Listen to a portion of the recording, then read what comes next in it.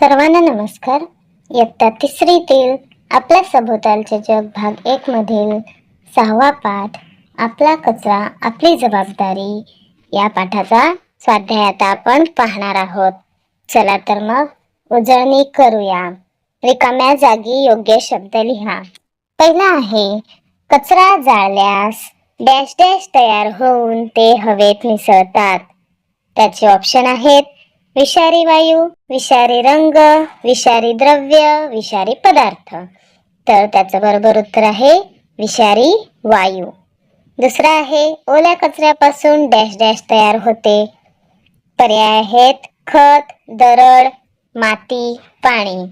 त्याचं उत्तर आहे खत.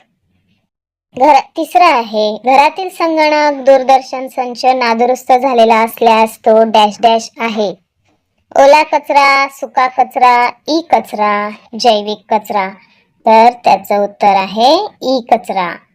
चौथा आहे भारतात डॅश डॅश हा दिवस राष्ट्रीय स्वच्छता दिन म्हणून साजरा केला जातो. ऑप्शन आहे 12 फेब्रुवारी, 30 जानेवारी, 10 जून, 15 ऑगस्ट. त्याचं बरोबर उत्तर लिहूयात 30 जानेवारी. पुढचा प्रश्न आहे वेगळा कोण आणि काम.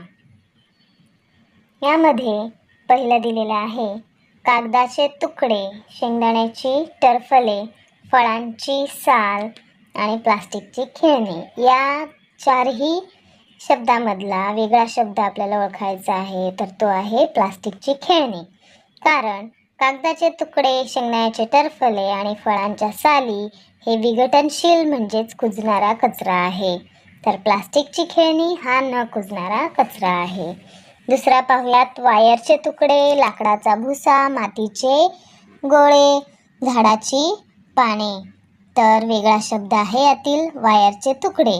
कारण लाकडाचा भुसा, माती आणि झाडांची पाने हे नैसर्गिक घटक आहेत, तर वायरचे तुकडे हा मानवनिर्मित आणि अविघटनशील ई कचरा किंवा सुका कचरा आहे. तर पुढे ई आहे. थोडक्यात उत्तरे लिहा. त्यातला पहिला प्रश्न पाहूयात कचरा कसा तयार होतो. त्याचं उत्तर लिहूयात. आपल्या दैनंदिन जीवनात अनेक वस्तू वापरल्यानंतर उरलेले निरुपयोगी भाग आपण फेकून देतो. यामध्ये घरातील खरकट अन्न, भाज्यांचे अवशेष, प्लास्टिक पिशव्या, कागद, जुन्या वस्तू, काच आणि कारखान्यातून निघणारे निरुपयोगी पदार्थ एकत्र आल्यामुळे कचरा तयार होतो. त्यानंतर दुसरा प्रश्न आहे ओला कचरा व सुका कचरा यातील फरक लिहा. पहिल्यांदा आपण ओला कचऱ्याविषयी पाहूयात. हा कचरा सहज कुजणारा म्हणजे विघटनशील असतो. उदाहरणार्थ स्वयंपाकघरातील भाजीपाल्यांचे अवशेष, खरकट अन्न, फळांची साले, झाडांची पाने इत्यादी. यापासून उत्तम प्रतीचे खत बनवता येते. दुसरा आहे सुका कचरा. हा कचरा सहज कुजत नाही म्हणजे अविघटनशील असतो. उदाहरणार्थ प्लास्टिक, काच, कागद, धातू, रबर इत्यादी. या कचऱ्याचे पुनर्चक्रण करून नवीन वस्तू बनवता येतात. तिसरा प्रश्न आहे कचऱ्याचे व्यवस्थापन कसे करता येईल. त्याचं उत्तर लिहूयात. ओला आणि सुका कचरा वेगवेगळा करणे, ओल्या कचऱ्यापासून खत तयार करणे, सुक्या कचऱ्यावर पुनर्प्रक्रिया करणे आणि प्लास्टिकचा वापर कमी करणे. तुमच्या सभोवतालचा परिसर स्वच्छ ठेवण्यासाठी तुम्ही काय कराल. त्याचं उत्तर आहे कचरा नेहमी कचराकुंडीतच टाकू, परिसरात कुठेही अस्वच्छता किंवा पाणी साचू देणार नाही, प्लास्टिक पिशव्यांचा वापर पूर्णपणे बंद करू, लोकांना स्वच्छतेचे महत्त्व पटवून देऊन जागृती करू. पुढे आहे ई. पालकांसोबत तुमच्या परिसरातील आठवडे बाजार झाल्यावर भेट द्या. तेथे पसरलेल्या कचऱ्याचे वर्णन करा. आठवडे बाजार संपल्यावर तिथे मोठ्या प्रमाणात भाजीपाल्याचे सडलेले अवशेष, पानांचे ढीग पसरलेले दिसतात. जागोजागी प्लास्टिकच्या पिशव्या, कागदी द्रोण आणि थर्माकोलचे कप विखुरलेले असतात. उरलेले अन्न आणि कचऱ्यामुळे परिसरात दुर्गंधी सुटते आणि तिथे मोकाट जनावरे आणि कुत्रे फिरताना दिसतात.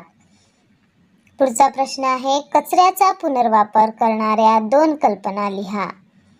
उत्तर पहिली कल्पना लिहूयात. घरातील जुन्या प्लास्टिकच्या बाटल्या किंवा डब्यांपासून सुंदर कुंड्या आणि शोभेच्या वस्तू तयार करणे.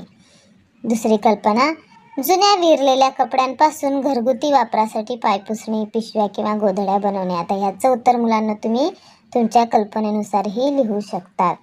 तर अशा प्रकारे आज आपण या पाठाचा स्वाध्याय पाहिला. आवडला स्वाध्याय? तर मग अशाच नवनवीन स्वाध्यायासाठी आणि नवनवीन व्हिडिओसाठी आपली शाळा या यूट्यूब चॅनलला लाईक, शेअर आणि सबस्क्राईब जरूर करा. चला तोपर्यंत धन्यवाद.